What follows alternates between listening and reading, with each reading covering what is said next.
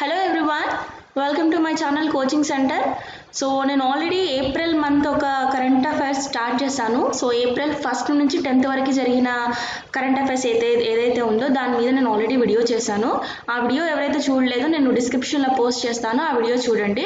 So ఇప్పుడు ఈ video వచ్చేసి ఏప్రిల్ 11th నుంచి 20th వరకు జరిగిన ఇన్సిడెంట్స్ ఏవైతే ఉన్నాయో వాటి గురించి నేను ఎక్స్ప్లెయిన్ చేయడానికి ట్రై చేస్తాను. So national, international and state న్యూస్లన్నీ కూడా కవర్ అవుతాయి. సో ఎవరైతే కాంపిటేటివ్ ఎగ్జామ్స్కి ప్రిపేర్ అవుతున్నారో వాళ్ళకి కరెంట్ అఫైర్స్ అనేది చాలా ఇంపార్టెంట్ కాబట్టి నా ఛానల్ని ఫాలో అయితే మీకు కరెంట్ అఫైర్స్ ఆల్మోస్ట్ కవర్ అయిపోతుంది. స్పెషల్గా మీరు వేరే మెటీరియల్ ఏది చదవాల్సిన అవసరం ఉండదు. So let's get started.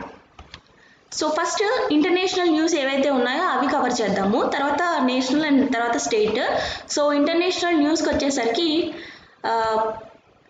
తొలిసారిగా మహిళా వ్యోమగామిని అంతరిక్షంలోకి పంపిన గల్ఫ్ దేశం ఏది? ఆన్సర్ వచ్చేసి United Arab Emirates, UAE. So వాళ్ళ నేమ్స్ ఏంటి అని అంటే నౌరా అల్ మత్రోషి అండ్ ఇంకొక ఈమెమో నౌరా అల్ మత్రోషి ఏమో ఉమెన్, ఫస్ట్ ఫీమేల్ వ్యోమగామి. సో ఈమెతో పాటు మహమ్మద్ అల్ ములాన్ కూడా పంపించారు. సో మనకి ఫస్ట్ ఫీమేల్ అనేది ఇంపార్టెంట్ గల్ఫ్ దేశం నుంచి. ఏ గల్ఫ్ దేశము అని అంటే United Arab Emirates. So next news వచ్చేసి 8 ఏళ్ల నిషేధానికి గురైన క్రికెట్ కోచ్ ఎవరు? సో ఆన్సర్ వచ్చేసి హిత్ స్ట్రిక్. సో ఈయన ఏ క్రికెట్ కోచ్ అని అంటే, ఏ కంట్రీ క్రికెట్ కోచ్ అని అంటే జింబాబ్వే క్రికెట్ కోచ్. సో ఎందుకు ఈయన పైన నిషేధించారు అని అంటే అవినీతి నిరోధక నియమ నిబంధనలను ఉల్లంఘించినందుకు గాను ఈయనని 8 ఏళ్ళు బ్యాన్ చేశారు క్రికెట్ కోచ్గా. సో మనకి జింబాబ్వే రాజధాని హరారే, కరెన్సీ వచ్చేసి జింబాబ్వే డాలర్ అండ్ జింబాబ్వే ప్రస్తుత ప్రెసిడెంట్ వచ్చేసి ఎమర్సన్ నాస్గన్వా. సో కొంచెం చూసుకోండి, ఇది క్యాపిటల్ వచ్చి హరారే, కరెన్సీ వచ్చేసి జింబాబ్వే డాలర్స్ అండ్ ప్రెసిడెంట్స్ వచ్చేసి ఎమర్సన్ నాస్గన్వా. సో తర్వాత నెక్స్ట్ న్యూస్ వచ్చేసి బాఫ్తా బ్రిటిష్ అకాడమీ ఫిల్మ్ అవార్డ్స్ రీసెంట్గా రిలీజ్ చేయడం జరిగింది లండన్లో. సో ఏ పిక్చర్స్కి వచ్చింది, ఫస్ట్ బెస్ట్ పిక్చర్ ఎవరు, డైరెక్టర్స్ ఎవరు, ఏ యాక్టర్స్కి వచ్చింది అనేది ఇంపార్టెంట్, మనకి ఎగ్జామ్స్లో వీటి గురించి అడుగుతారు. సో ఇది 1947 నుంచి ఈ అవార్డ్స్ ఇవ్వడం జరిగింది. సో దీంట్లో ఈ ఇయర్లో బెస్ట్ పిక్చర్ వచ్చేసి నోమాడ్ ల్యాండ్, బెస్ట్ డైరెక్టర్ వచ్చేసి క్లోయోజో ఫర్ నోమాడ్ ల్యాండ్ మూవీకి వచ్చింది. సో బెస్ట్ యాక్ట్రెస్ వచ్చేసి ఫ్రాన్సిస్ మెక్డోర్మండ్, ఇది కూడా నోమాడ్ ల్యాండ్ అనే మూవీగానే వచ్చింది. సో బెస్ట్ యాక్టర్ వచ్చేసి యాంథోనీ హోప్కిన్స్. ఏ మూవీ వచ్చిందంటే ద ఫాదర్ అనే మూవీకి బెస్ట్ యాక్టర్ యాంథోనీ హోప్కిన్స్కి రావడం జరిగింది.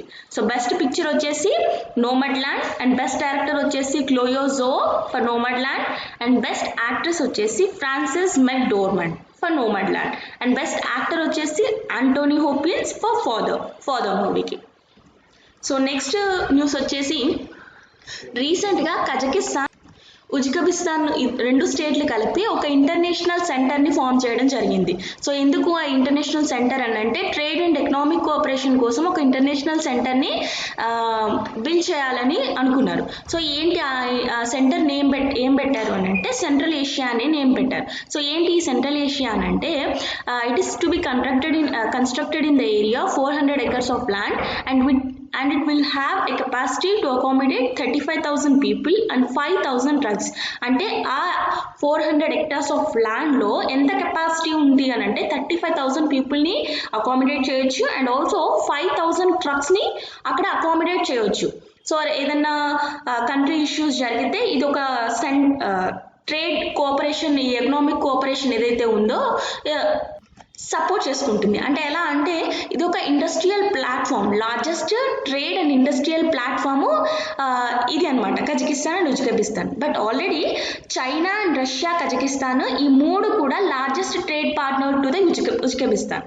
సో ఫస్ట్ చైనా పార్ట్నర్షిప్ అయింది ట్రేడ్ అండ్ కామర్స్లో, తర్వాత రష్యా అండ్ ప్రజెంట్గా కజకిస్తాన్ అనేది largest trade partner with Uzbekistan. Okay, ఇంకా నా ఛానల్ని ఎవరైతే సబ్స్క్రైబ్ చేయలేదో ప్లీజ్ సబ్స్క్రైబ్ చేయండి. ఇంకా ఇలాంటి విషయాలన్నీ కూడా మీకు చెప్పడానికి ట్రై చేస్తాను. సో ఇక్కడ మనకి ఈ వరల్డ్ మ్యాప్లో ఇది ఉజ్బెకిస్తాన్, నేను ఇక్కడ రౌండప్ చేశాను, అది చూడండి, ఉజ్బెకిస్తాన్, కజకిస్తాన్. సో ఈ రెండింటి ట్రేడ్ పార్ట్నర్షిప్ బాగుండాలి అని ఒక ఇండస్ట్రియల్ ప్లాట్ఫామ్ని బిల్డ్ చేయడం జరిగింది. సో అది న్యూస్. సో నెక్స్ట్ న్యూస్ వచ్చేసి నెక్స్ట్ వచ్చేసి withdrawal of US forces from Afghanistan. So US America forces ఏవైతే ఆఫ్ఘనిస్తాన్లో ఉన్నాయో అవి విత్డ్రాల్ చేసుకోవడం జరిగింది. సో ఏంటి అని అంటే US president Biden recently announced that America is to withdrawal all it's troops from Afghanistan. The new dead line announced by US coincides with the 20th anniversary of 9/11 attacks. So ఈ 9/11 attacks 2001లో జరిగింది. So ఏంటో చెప్తాను నేను. So ఈ ఇన్సిడెంట్కి రీజన్గా US military ఫోర్సెస్ని ఆఫ్ఘనిస్తాన్లో పెట్టడం జరిగింది. Afghanistan Talibans 9/11 అంటే 2001లో అటాక్ చేయడం జరిగింది యుఎస్ పైన. సో ఎక్కడెక్కడ అంటే ఈ Al-Qaeda terrorist Afghan Al-Qaeda terrorist యుఎస్లో 4 అటాక్స్ జరిగినాయి. ఎక్కడెక్కడ అంటే వరల్డ్ ట్రేడ్ సెంటర్లో ఒకటి, తర్వాత పెంటగోన్ అనే ప్లేస్లో ఒకటి, ఇదేంటి అని అంటే head quarter of US department of defence అక్కడ ఒకటి, and 4th plane crash into field in Stony Creek township Pennsylvania. So ఈ ప్లేసెస్లో 2001లో అటాక్ చేయడం జరిగింది ఆఫ్ఘనిస్తాన్ అల్ఖైదా ట్రూప్. సో దీనికి గాను ఈ యుఎస్ ట్రూప్స్ అక్కడ పెట్టడం జరిగింది. యుఎస్ మిలిటరీ ట్రూప్స్ ఏదైతే ఉందో ఆ బలగాలన్నీ కూడా ఆఫ్ఘనిస్తాన్లో పెట్టడం జరిగింది. సో అది రీసెంట్గా బైడెన్ గారు విత్డ్రాల్ చేసుకోవడం జరిగింది. ఏ రకంగా విత్డ్రాల్ చేసుకున్నారంటే in February 2020 US and it's NATO alliances signed a deal to withdraw all troops in 14 months if Taliban upheld all its promises. So 2020 ఫిబ్రవరిలో డీల్ మీద సైన్ చేశారు US and Afghanistan. So sign చేసినందుకు గాను ఇప్పుడు ఈ రోజున యుఎస్ ట్రూప్స్ విత్డ్రాల్ అవ్వడం జరిగింది. సో నెక్స్ట్ న్యూస్ వచ్చేసి రీసెంట్గా లూనా 25 అనే శాటిలైట్ని లాంచ్ చేయడం జరిగింది. సో మన క్వశ్చన్ అలా అడుగుతారంటే Luna 25 is which country mission అని అడుగుతారు. ఆన్సర్ వచ్చేసి రష్యా. సో తర్వాత ఈక్వెడర్ రీసెంట్ ఎలక్షన్స్లో న్యూ ప్రెసిడెంట్గా ఎలక్ట్ అయింది ఎవరు అని అడుగుతారు. సో ఆన్సర్ వచ్చేసి గిల్లెర్మో లాసో. సో నెక్స్ట్ వచ్చేసి మన గగన్యాన్ మిషన్కి సహకారం అందిస్తున్న దేశం ఏది? ఆన్సర్ వచ్చేసి ఫ్రాన్స్. మన ISRO Indian space research organisation ఏదైతే ఉందో ఇది గగన్యాన్ మిషన్ని ట్రై చేస్తుంది. సో మానవ ప్రయోగం అంటే మానవ సహిత ప్రయోగం గగన్యాన్ మిషన్ ఏదైతే ఉందో దానికి సహకారం అందిస్తున్న దేశం ఏది అని అంటే ఫ్రాన్స్. సో దాంతో టిట్ బిట్స్ ఏంటి అని అంటే ఇస్రో హెడ్ క్వార్టర్స్ వచ్చేసి బెంగళూరు, చైర్మన్ వచ్చేసి K Sivan. So next international news ఏది అంటే Odyssey completes 20 years, NASA release electric blue dunes image. So ఏంటి NASA national electronics and space administration of USA recently release the image of Mars to mark the 20th anniversary of Odyssey. 20 సంవత్సరాలు అయినందుకు గాను ఇది release చేయడం జరిగింది. ఒడిస్సీ అని అంటే ఏంటి అని అంటే ఇది largest lasting space craft in Mars పైన ఉపయోగించిన లార్జెస్ట్ స్పేస్ క్రాఫ్ట్. ఎవరు ఉపయోగించారు? నాసా ఉపయోగించడం జరిగింది. ఎప్పుడు లాంచ్ చేశారు అని అంటే April 7th 2001లో లాంచ్ చేయడం జరిగింది. సో అది ఇప్పటికీ 20th anniversary సెలబ్రేట్ చేసుకోవడం జరిగింది. సో తర్వాత Odyssey detecting large amount of హైడ్రోజన్ని మాస్ పైన ఉన్న హైడ్రోజన్ని ఐస్ షీట్స్, ఐస్ లెవెల్ ఎంత ఉంది అంటే వాటర్ లెవెల్ ఎంత ఉంది అవన్నీ డిటెక్ట్ చేయడానికి ఒడిస్సీ అనే మిషన్ని లాంచ్ చేయడం జరిగింది నాసా. ఎప్పుడు అని అంటే April 7th and 2001. సో ఇప్పుడు 20th anniversary అవడం జరిగింది. సో నెక్స్ట్ న్యూస్ వచ్చేసి ప్రపంచ టీటీ ఛాంపియన్షిప్ 2021 ఏ నగరంలో నిర్వహించబడుతుంది? ఓకే, ఆన్సర్ వచ్చేసి అమెరికాలోని హ్యూస్టన్. ఓకే, సో ఇది మనకి ఇంటర్నేషనల్ న్యూస్. ఇప్పుడు మనము నేషనల్ న్యూస్ ఏంటో చూద్దాం. సో ఇంకా నా ఛానల్ని ఎవరైతే సబ్స్క్రైబ్ చేయలేదో ప్లీజ్ సబ్స్క్రైబ్ చేయండి. కరెంట్ అఫైర్స్ అనేది చాలా ఇంపార్టెంట్. మీ ఫ్రెండ్స్కి షేర్ చేయండి, వాళ్ళకు కూడా యూస్ఫుల్ అవుతుంది. ఇంకా ఏమైనా మిస్టేక్స్ ఉంటే చెప్పండి. ఇంకా ఏమైనా కరెంట్ అఫైర్స్ ఏదైనా మిస్ అయితే నాకు కామెంట్ చేయండి. సో నెక్స్ట్ మనం నేషనల్ న్యూస్లోకి వెళ్ళిపోదాం. సో 20వ చీఫ్ ఎలక్షన్ కమిషనర్గా ఎవరు నియమితులయ్యారు? సో ఆన్సర్ వచ్చేసి సునీల్ చంద్ర. సో ఈయన 2022 May 14th వరకు కొనసాగుతారు. ఈయన ప్రీవియస్ ఎవరు ఉండేవాళ్ళంటే Sunil Arora April 12th retire అవ్వడం జరిగింది. సో ఈ April 13th నుంచి మనకి చీఫ్ ఎలక్షన్ కమిషనర్ ఎవరు అని అంటే Sunil Chandra. So number is also very important. 24th chief election commissioner of India. So next వచ్చేసి Irrawaddy dolphins present in which state? So Irrawaddy dolphins అనేది ఏ స్టేట్లో ఏ రాష్ట్రంలో ఉన్నది? ఆన్సర్ వచ్చేసి చిల్కా లేక్. చిల్కా లేక్ ఎక్కడ ఉంది? ఒరిస్సాలో ఉంది. సో ఎందుకు ఇది న్యూస్లోకి వచ్చింది ఇరవడి డాల్ఫిన్స్ అనేది అంటే ఏంటంటే ఇది ఎండేంజర్డ్ కేటగిరీలోకి వెళ్ళిపోయింది. ఐయుసిఎన్ రెడ్ లిస్ట్లో ఎండేంజర్డ్ కేటగిరీలోకి ఉంది. బట్ రీసెంట్ జరిగిన ప్రాసెస్ ప్రకారము ఈ ఇరవడి డాల్ఫిన్స్ కౌంట్ అనేది ఇంక్రీజ్ చేయడం జరిగింది. సో అందుకని ఇది న్యూస్లోకి వచ్చింది. ఇది ఇంపార్టెంట్. మన క్వశ్చన్ ఎలా అడుగుతారు అని అంటే ఇరవడి డాల్ఫిన్స్ ఏ స్టేట్లో ఉన్నాయి? Orissa state. A lake? Chilka lake. Okay, Chilka lake is a world's second largest lagoon. In 1981 the lake was designated as a first Ramsar site of India. So second largest lagoon. So next news వచ్చేసి which is the third COVID-19 vaccine to be available in India? Third COVID-19 vaccine ఇండియాలో ఏది availability ఉంది అంటే ఇంకా discussion జరుగుతున్నాయి, ఇంకా release అవ్వలేదు. If release అయితే థర్డ్ COVID-19 వ్యాక్సిన్ ఏది అని అంటే ఆన్సర్ వచ్చేసి స్పుత్నిక్ వి. సో ఏ కంట్రీ? రష్యా తయారు చేసిన వ్యాక్సిన్ ఏది? స్పుత్నిక్. మనందరికీ తెలుసు. సో ఇది ఏ ల్యాబొరేటరీ ఇంపోర్ట్ చేసుకుంటుంది మన ఇండియాలో అంటే the doctor Reddy's laboratory import చేసుకుంటుంది. ఓకే, ఈ స్పుత్నిక్ వ్యాక్సిన్ ఏదైతే ఉందో అది అనుమతించిన దేశాలలో మన దేశం ఎన్నవది అని అంటే 60వ దేశం. ఓకే, మన ఇండియాలో ఆల్రెడీ కొనసాగుతున్న వ్యాక్సిన్స్ ఏంటి? మన ఇండియా తయారు చేసిన వ్యాక్సిన్ ఏది అని అంటే మనందరికీ తెలుసు కోవాక్సిన్ అండ్ కోవిషీల్డ్. కోవాక్సిన్ ఏమో భారత్ బయోటెక్ తయారు చేసింది, కోవిషీల్డ్ ఏమో ఆస్ట్రాజెనికా పూణే సిరమ్ ఇన్స్టిట్యూట్ వాళ్ళు తయారు చేయడం జరిగింది. సో ఇది important. First Covaxin, Covishield and third Covid vaccine ఏంటి అని అంటే స్పుత్నిక్. అదే కంట్రీ అని అంటే రష్యా. ఓకే, నెక్స్ట్ వచ్చేసి ఇటీవల కన్నుమూసిన హాకీ మాజీ ప్లేయర్ ఎవరు? ఆన్సర్ వచ్చేసి బల్బీర్ సింగ్ జూనియర్. ఈయన టోక్యోలో జరిగిన 1958 ఆసియా క్రీడల్లో రజత పథకం గెలవడం జరిగింది. సో బల్బీర్ సింగ్ జూనియర్ గుర్తుంచుకోండి. సో నెక్స్ట్ వచ్చేసి who is the brand ambassador for Punjab's covid vaccination drive? Punjab covid vaccination డ్రైవ్కి ఎవరు బ్రాండ్ అంబాసిడరు? సో ఆన్సర్ వచ్చేసి సోను సూద్. సో నెక్స్ట్ వచ్చేసి స్వాతంత్ర సమరయోధుడు గాంధేయవాది అయిన పర్సన్ ఎవరైతే ఉన్నారో ఆయన రీసెంట్గా చనిపోవడం జరిగింది. ఆయన పేరేంటి? పేరు వచ్చేసి సదాశివరావు బాపు సాహెబ్ భోస్లే. 101 years ఉంది. సో ఈయన చనిపోవడం జరిగింది. సో నెక్స్ట్ న్యూస్ వచ్చేసి రీసెంట్గా హెల్త్ మినిస్టర్ అహర్ క్రాంతి అనే మిషన్ని లాంచ్ చేయడం జరిగింది. సో ఏంటి ఇది? హెల్త్ మినిస్టర్ మన డాక్టర్ హర్షవర్ధన్ గారు రీసెంట్గా లాంచ్ చేయడం జరిగింది ఈ మిషన్. సో ఈ మిషన్ ఏంటి అని అంటే the mission aim to spread the message of importance of nutritionally balanced diet. ఇదేంటి అని అంటే ఈ మిషన్ ఉద్దేశం ఏంటి అని అంటే న్యూట్రిషన్ బ్యాలెన్స్డ్ డైట్ అనేది ఎంత ఇంపార్టెంటో ఈ మిషన్ చెప్తుంది. సో ఇదేంటి అని అంటే దీని మోటో ఏంటి అని అంటే good diet good cognition. So already మన యూనిసెఫ్ వాళ్ళు మన ఇండియా ఏ ప్లేస్లో ఉంది, అండర్ వెయిట్ చిల్డ్రన్స్ ఏ స్టేజ్లో ఉంది అని అంటే 110th స్టేజ్లో ఉంది. సో ఆల్ ఓవర్ వరల్డ్లో 10th ప్లేస్లో మన ఇండియా ఉండడం జరిగింది. Highest number of under weight childrens ఉన్నారు. So 10th speed. తర్వాత apart from children 23% of the women and 20% of men in the country are malnutritioned. Okay, so ఈ Aahar Kranti machine ఏంటి అని అంటే న్యూట్రిషన్ అనేది చాలా ఇంపార్టెంట్.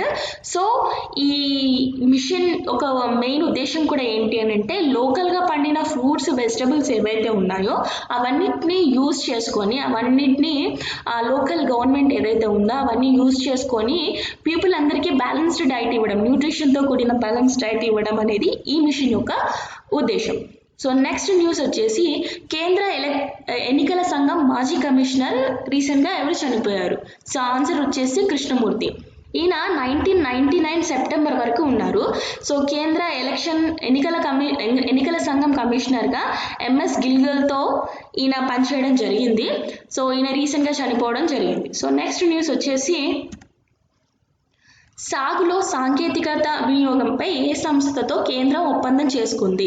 అంటే ఈ వ్యవసాయ రంగంలో ఈ సాంకేతికత వినియోగించుకోవాలి అని సెంట్రల్ గవర్నమెంట్ ఏ కంపెనీ తోటి ఒప్పందం చేసుకుంది? సో ఆన్సర్ వచ్చేసి మైక్రోసాఫ్ట్. సో ఆంధ్రప్రదేశ్తో సహా 6 రాష్ట్రాల్లో వ్యవసాయంలో సాంకేతికత వినియోగంపై ప్రముఖ సంస్థ మైక్రోసాఫ్ట్ సహాయం అందిస్తుంది. సో ఆరు స్టేట్స్ ఏంటి అని అంటే ఏపీ, ఉత్తరప్రదేశ్, మధ్యప్రదేశ్, గుజరాత్, హర్యానా, రాజస్థాన్. ఇవి గుర్తుంచుకోండి. 6 స్టేట్స్కి మైక్రోసాఫ్ట్ హెల్ప్ చేయడం జరుగుతుంది ఈ వ్యవసాయ రంగంలోని సాంకేతికత వినియోగంపై. సో రీసెంట్గా the ministry of finance released tax collection for the figure of financial year 2020-2021కి గాను ఎంత ట్యాక్స్ కలెక్షన్ రిలీజ్ చేసింది అని అంటే 9.45 lakh crores. ఫిగర్ గుర్తుంచుకోండి, 9.45 lakh crores ట్యాక్స్ కలెక్షన్ అయింది financial year 2020-2021. So next news వచ్చేసి eSANTA platform for marine products. So రీసెంట్గా యూనియన్ మినిస్టర్ శ్రీ పీయూష్ గోయల్ గారు ఈ ప్లాట్ఫామ్ని రిలీజ్ చేయడం జరిగింది. ఏంటి అని అంటే ఈ సంస్థ ఫర్ మెరైన్ ప్రొడక్ట్స్ అంటే ఈ ఆక్వా ఫార్మర్స్కో వాళ్ళకి ఎంపవర్మెంట్ చేయడం కోసం ఈ ప్లాట్ఫామ్ని ఇంట్రడ్యూస్ చేయడం జరిగింది. సో ఏంటి అని అంటే the farmers can sell that produce in eSANTA portal. So ఒక పోర్టల్ అనేది ఇంట్రడ్యూస్ చేయడం జరిగింది. సో ఆ పోర్టల్లో త్రూ ఆన్లైన్ ద్వారా ఈ ఫార్మర్స్ వాళ్ళ ప్రొడ్యూసర్స్ ఏవైనా ఉన్నాయో ఆక్వాకల్చర్కి లైక్ ఫిషెస్, ఈ ఫ్రాన్స్ ఇవన్నీ ఏవైతే ఉన్నాయో ఆక్వాకల్చర్కి సంబంధించినవి అవన్నీ కూడా ఈశాంటా పోర్టల్లో అమ్ముకోవచ్చు. It is a bridge between the buyer and farmers. So direct contact ఉంటుంది ఫార్మర్స్కి అండ్ బయ్యర్కి. సో మధ్యలో మిడిల్ మ్యాన్ అనేవాళ్ళు ఉండరు ఈ ప్లాట్ఫామ్ యూజ్ చేయడం వల్ల. The eSANTA portal eliminates the necessity of middle man completely. So middle man అనేదే ఉండదు, direct farmers and buyers contact ఉంటుంది. The portal is available in language such as English, Tamil, Telugu, Hindi, Odia and Bengali. So ఈ లాంగ్వేజెస్లో ఈ platform ఉంటుంది, online platform. తర్వాత the initiatives to launch ఈశాంటా portal was taken by నాస్కా. So నాస్కా వాళ్ళు ఈశాంటా పోర్టల్ని అక్వైర్ చేసుకోవడం జరిగింది. సో ఇది ఈశాంటాకి సంబంధించిన ఇన్ఫర్మేషన్. సో నెక్స్ట్ న్యూస్ వచ్చేసి Bohag Bihu bird sanctuary located in which state? Answer వచ్చేసి అస్సాం.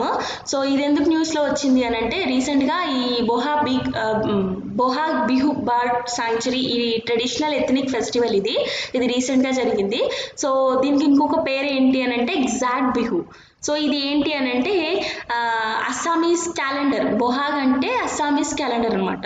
సో మనకి ఇది రీసెంట్గా జరిగిన ఫెస్టివల్ కాబట్టి, ట్రెడిషనల్ ఎథనిక్ ఫెస్టివల్ కాబట్టి మనకి ఎగ్జామ్లో వచ్చే ఛాన్స్ ఉంది. సో బొహాగ్ బిహు బర్డ్ ఫెస్టివల్ ఏ స్టేట్లో జరిగింది అని అంటే అస్సాంలో జరిగింది. సో నెక్స్ట్ న్యూస్ వచ్చేసి mandatory gold hall mark from June 1st అంటే June 1st నుంచి గోల్డ్ ఆర్నమెంట్స్ ఏవైతే ఉన్నాయో వాటికి హాల్ మార్క్ అనేది చాలా ఇంపార్టెంట్.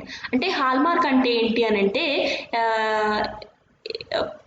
ఆ గోల్డ్ యొక్క ప్యూరిటీ సర్టిఫికేట్ని ఇస్తుంది. అంటే ప్యూరిటీ, ఆ గోల్డ్ ఎంత ప్యూరిటీ ఉంది అనే సర్టిఫికేట్ ప్రకారం గోల్డ్ ప్యూరిటీ తెలుస్తుంది. సో అది ఆ గోల్డ్ హాల్ మార్క్ ఖచ్చితంగా ఉండాలి అని ఎప్పటి నుంచి అని అంటే June 1st, 2021 వరకు నుంచి ప్రతి గోల్డ్ ఆర్నమెంట్కి హాల్ మార్క్ అనేది కంపల్సరీ చేసింది సెంట్రల్ గవర్నమెంట్. సో నెక్స్ట్ వచ్చేసి హిమాచల్ డే ఎప్పుడు అని అంటే April 15th. సో ఆ రోజు హిమాచల్ స్టేట్ ఫామ్ అవడం జరిగింది. సో కాబట్టి April 15th Himachal day celebrate చేసుకుంటాం. సో నెక్స్ట్ న్యూస్ వచ్చేసి Facebook's first renewable project in India ఎక్కడ? Where is Facebook's first renewable project in India ఎక్కడ అంటే కర్ణాటక స్టేట్లో జరిగింది. So the Facebook has recently signed a deal to buy a renewable energy in India from a local farm called Clean Max. So Clean Max అనే company ద్వారా ఈ renewable ప్రాజెక్ట్ని తీసుకోవడం జరిగింది. సో ఇది first renewable project of Facebook in India. So next వచ్చేసి recently Flipkart to acquire which company? ఏ కంపెనీని ఫ్లిప్కార్ట్ తీసుకుంది అని అంటే Cleartrip. So Cleartrip is a leading online travel and technology company. So Facebook రీసెంట్గా తీసుకున్న company ఏంటి అని అంటే క్లియర్ ట్రిప్. సో నెక్స్ట్ వచ్చేసి Covaxin transfer of technology from Bharat Biotech to which company? అంటే కోవాక్సిన్ ఎవరు తయారు చేశారు? భారత్ బయోటెక్ తయారు చేస్తుంది కదా. సో ఈ టెక్నాలజీని భారత్ బయోటెక్ నుంచి ఏ కంపెనీకి ట్రాన్స్ఫర్ చేస్తున్నారు అని అంటే ఆఫ్కిన్ ఇన్స్టిట్యూట్. సో ఇదేంటి అని అంటే ఇది ఎక్కడ ఉంది అని అంటే బాంబేలో ఉంది. సో ఇది హాఫ్కిన్ ఇన్స్టిట్యూట్ ఎందుకు అని అంటే it is one of the oldest biomedical research institute of India. It was established in 1899 by Dr. Waldemar Modekia Hofkind. So ఆయన పేరు మీదనే ఈ ఇన్స్టిట్యూట్ పెట్టడం జరిగింది. He initially formed the institute as a plague research laboratory first laboratory ఇది. So తర్వాత it was established as the bacteriology research centre and it is now affiliated to the university of Mumbai. So ఇది ఎక్కడ ఉంది అని అంటే sands peril అనే ప్లేస్లో ఉంది. ఇది ఎక్కడ ఉందంటే ముంబై. సో ఏంటి సాన్స్ పెరిల్స్ అని అంటే official residency of governor of Bengal. So Bombay యొక్క గవర్నర్ అఫీషియల్ రెసిడెన్సీ పేరు సాన్స్ పెరిల్. సో ఈ సాన్స్ పెరిల్స్ అనే ప్లేస్లో ఈ హాఫ్కిన్ ఇన్స్టిట్యూట్ అనేది ఉంది. సో కోవాక్సిన్ అనేది భారత్ బయోటెక్ నుంచి హాఫ్కిన్ ఇన్స్టిట్యూట్కి ట్రాన్స్ఫర్ అవ్వడం జరుగుతుంది. సో నెక్స్ట్ న్యూస్ వచ్చేసి వరల్డ్స్ హిమోఫీలియా డే ఎప్పుడు అని అంటే April 17. మనకి థీమ్స్ కూడా కొన్ని ఎగ్జామ్స్లో అడుగుతున్నారు. సో హిమోఫీలియా డే థీమ్ ఏంటి అని అంటే adapting to change. So next news వచ్చేసి రీసెంట్గా క్రికెట్ విజ్డెన్ అవార్డ్స్ రిలీజ్ చేయడం జరిగింది. సో ఇది కూడా చాలా ఇంపార్టెంట్. సో ఏ ప్లేయర్స్కి ఏ అవార్డ్స్ వచ్చాయో చూద్దాం. So cricketer of the year award వచ్చేసి ఇంగ్లాండ్ ఆల్రౌండర్ బెన్ స్టోక్స్కి రావడం జరిగింది. సో తర్వాత Wisden cricketers of the year in 2021 ఎడిషన్కి గాను Dom Sibley, Zak Crawley, West Indian Jackson, Rizwan and Darren Stevens. So వీళ్ళందరికీ కూడా Wisden cricketers of the year in 2021 ఎడిషన్కి రావడం జరిగింది. సో తర్వాత leading women's cricketers in the world అనే అవార్డు వచ్చింది మనకి బెత్ మూన్లే. ఈమె ఆస్ట్రేలియాకి సంబంధించిన క్రికెటర్. అండ్ సో తర్వాత మన ఇండియా నుంచి ODI player of the 2010s ఎవరికి వచ్చింది అంటే విరాట్ కోహ్లీకి రావడం జరిగింది. అంటే 2010 వికెట్కి గాను ఎవరికి వచ్చిందంటే విరాట్ కోహ్లీకి. సో ప్రీవియస్గా ODI cricketer of the 1990s ఎవరు వచ్చింది అని అంటే సచిన్ టెండూల్కర్. అలాగే ODI cricketer for the 1980s ఎవరికి వచ్చింది అని అంటే కపిల్ దేవ్. 2010s వచ్చేసి విరాట్ కోహ్లీ, 1990sకి వచ్చేసి సచిన్ టెండూల్కర్ అండ్ 1980sకి వచ్చేసి Kapil Dev. Okay. So next వచ్చేసి recently which country launched the first mega food park in India? ఏ కంట్రీ మెగా ఫుడ్ పార్క్ని లాంచ్ చేయడం జరిగింది ఇండియాలో అంటే ఆన్సర్ వచ్చేసి ఇటలీ. సో ఈ మెగా ఫుడ్ పార్క్ అంటే ఏంటో చూద్దాం. సో మెయిన్ ఏంటి అని అంటే ఇది direct linkage to the farmers and processing and consumer market. అంటే ఈ మెగా ఫుడ్ పార్క్ ఏదైతే ఉందో ఇవి డైరెక్ట్ ఫార్మర్స్ నుంచి కన్జ్యూమర్స్కి రావడం జరుగుతుంది ప్రోడక్ట్స్ ఏవైతే ఉన్నాయో. ఆల్సో ఈ స్కీమ్ యొక్క మెయిన్ పర్పస్ ఏంటి అని అంటే ఈ పెరిషబుల్ ప్రోడక్ట్స్ ఏవైతే ఉన్నాయో వాటి వేస్టేజ్ అనేది తగ్గించాలి. So perishable products like fruits అవి ఉంటాయి కదా. సో అవన్నీ కూడా వేస్టేజ్ అనేది తగ్గించాలి అంటే డైరెక్ట్ ఫార్మర్స్ నుంచి కన్జ్యూమర్స్కి రీచ్ అయ్యేలాగా చేయడం అన్నమాట. సో తర్వాత మన ఇండియాలో ఇప్పటి వరకు 42 మెగా ఫుడ్ పార్క్స్ అనేది ఉన్నాయి. So each mega food park AIIMS to connect at least 25,000 farmers. So 25,000 రైతులకి కనెక్ట్ చేయడము. సో వాళ్ళు డైరెక్ట్గా ఒక మిడిల్ మ్యాన్ మధ్యలో లేకుండా డైరెక్ట్గా ఈ ఫుడ్ పార్క్లో అమ్మడము. సో అటు నుంచి డైరెక్ట్గా కన్జ్యూమర్స్కి రీచ్ అవ్వడము. అంటే ఎక్కువ ప్రైస్ ఇంక్రీజ్ అవ్వకుండా లెస్ ప్రైస్ తోటి కన్జ్యూమర్స్కి రీచ్ అవుతుంది. సో అటు ఫార్మర్స్కి బెనిఫిట్ అవుతుంది, ఇటు కన్జ్యూమర్స్కి బెనిఫిట్ అవుతుంది. సో నెక్స్ట్ న్యూస్ వచ్చేసి which organisation developed supplementary oxygen delivery system. రీసెంట్గా మన ఇండియా ఆర్గనైజేషన్ ఏదైతే ఉందో DRDO defence research development organisation ఈ సప్లిమెంటరీ ఆక్సిజన్ డెలివరీ సిస్టమ్ని ఇంట్రడ్యూస్ చేయడం జరిగింది. ఎందుకు అని అంటే ఈ సప్లిమెంటరీ ఆక్సిజన్ డెలివరీ సిస్టమ్ ఏంటి అని అంటే ఇప్పుడు మనకి కోవిడ్ కేసెస్ ఎక్కువ అవుతున్నాయి. సో మేజర్గా ఈ సీరియస్ పేషెంట్స్ అందరికీ కూడా ఆక్సిజన్ సిలిండర్స్ అవసరం. సో ఏంటి మన దగ్గర ఆక్సిజన్ సిలిండర్స్ షార్టేజ్ ఉంది. సో దానికి గాను DRDO ఈ సప్లిమెంటరీ ఆక్సిజన్ డెలివరీ సిస్టమ్ని ఇంట్రడ్యూస్ చేయడం జరిగింది.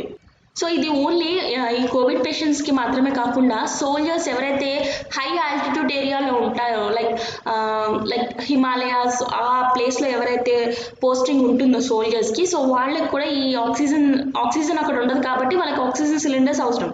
సో వాళ్ళకి కూడా ఈ సప్లిమెంటరీ ఆక్సిజన్ డెలివరీ సిస్టమ్ని యూజ్ చేస్తున్నారు.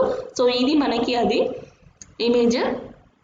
సో నెక్స్ట్ వచ్చేసి వరల్డ్ ప్రెస్ ఫ్రీడమ్ ఇండెక్స్ని రిలీజ్ చేయడం జరిగింది. సో దానికి మన ఇండియా ర్యాంక్ వచ్చేసి 142 ర్యాంక్ ఉంది. సో టోటల్ ఎన్ని కంట్రీస్ ఉన్నాయి అంటే 180 కంట్రీస్ ఉన్నాయి. సో యాజ్ యూజువల్ నార్వే టాప్లో ఉంది ప్రెస్ ఫ్రీడమ్.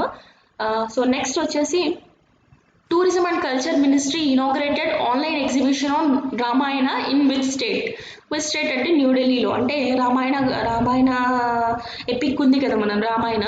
సో దాని గురించి ఆన్లైన్ ఎగ్జిబిషన్ని పెట్టడం జరిగింది. ఎక్కడ అంటే అది న్యూఢిల్లీలో లాంచ్ చేయడం జరిగింది.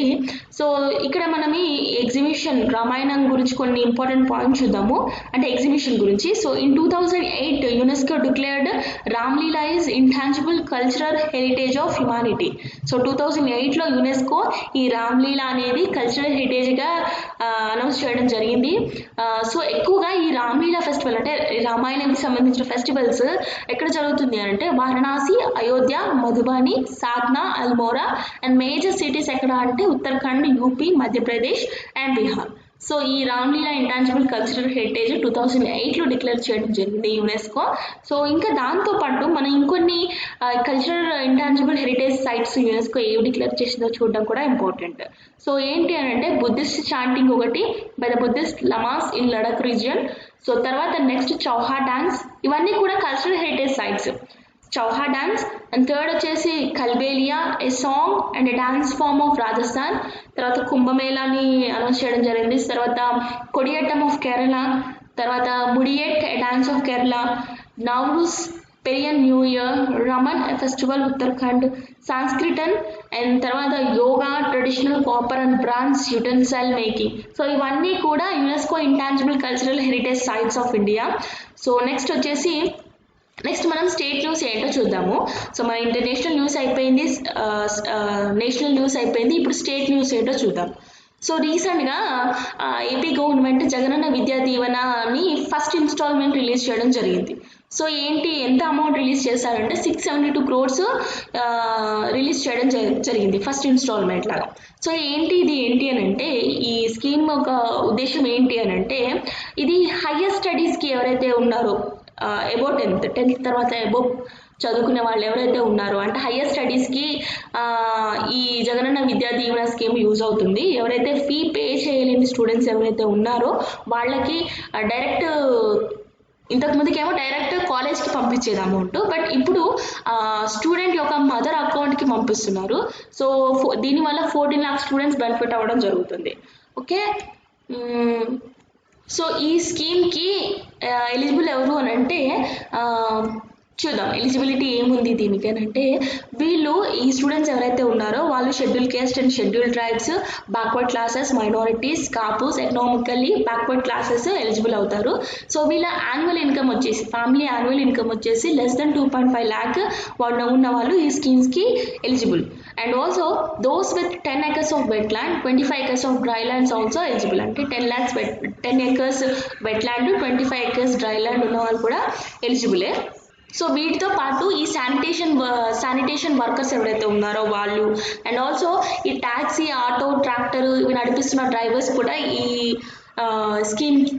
స్కీమ్స్కి ఎలిజిబుల్. సో ఇందులో ఏంటి రియంబర్స్మెంట్ వేటికి అంటే BTech, B pharmacy, MTech, M pharmacy, MBA, MCA, BEd ఇలాంటి కోర్సెస్కి ఈ స్కీమ్ యూస్ఫుల్ అవుతుంది. సో ఇంకా నెక్స్ట్ ఇంకా ఏమేమి స్కీమ్స్ ఉన్నాయి ఇది కాకుండా అంటే జగనన్న విద్యా దీవెన స్కీమ్ ఉంది కాకుండా ఇంకొకటి జగనన్న అమ్మఒడి స్కీమ్ అనేది కూడా ఉంది. అంటే రెండింటికి డిఫరెన్స్ చూడండి. జగనన్న విద్యా దీవెన ఏమో హయ్యర్ ఎడ్యుకేషన్కి, ఈ జగనన్న అమ్మఒడి ఏంటి అంటే క్లాస్ 1 నుంచి 12 వరకు, క్లాస్ 1 నుంచి 12 వరకు చదువుతున్న స్టూడెంట్స్ ఎవరైతే ఉన్నారో వాళ్ళకి జగనన్న అమ్మ ఒడి స్కీమ్ యూస్ఫుల్ అవుతుంది. హయ్యర్ స్టడీస్కి మటుకి జగనన్న విద్యా దీవెన స్కీమ్ యూస్ఫుల్ అవుతుంది. సో ఈ జగనన్న అమ్మ ఒడి స్కీమ్ ఏంటి అని అంటే ఇది ఎవ్రీ ఇయర్ 15,000 rupees స్టూడెంట్కి ఇచ్చేయడం జరుగుతుంది. ఓకే, సో వాళ్ళకి ఏమన్నా బుక్స్ వాటికి వీటికి యూస్ఫుల్ అవుతుంది. సో రెండింటికి డిఫరెన్స్ చూడండి. జగనన్న విద్యా దీవెన ఏమో హైయర్ ఎడ్యుకేషన్కి, జగనన్న అమ్మ ఒడి ఏమో 1 నుంచి 12th స్టాండర్డ్ ఇంటర్మీడియట్ చదువుకున్న వాళ్ళకి యూస్ఫుల్ అవుతుంది. సో ఇది మన April 11th నుంచి 20th వరకు జరిగిన కరెంట్ అఫైర్స్. సో ఇంకా మన తెలంగాణలో అంత పెద్దగా ఏం లేదు, జోనల్ డిక్లరేషన్ చేసింది ప్రెసిడెంట్. సో మేబీ తొందరలో మనకి గ్రూప్ 1, గ్రూప్ 2, గ్రూప్ 3 రావచ్చు. సో ఆల్రెడీ ఎవరైనా ప్రిపరేషన్ చేస్తున్న వాళ్ళు కంటిన్యూ చేయండి, ఇంకా స్టార్ట్ చేయని వాళ్ళు ఎవరైనా ఉంటే స్టార్ట్ చేయండి, మేబీ రావచ్చు తెలంగాణ స్టేట్లో.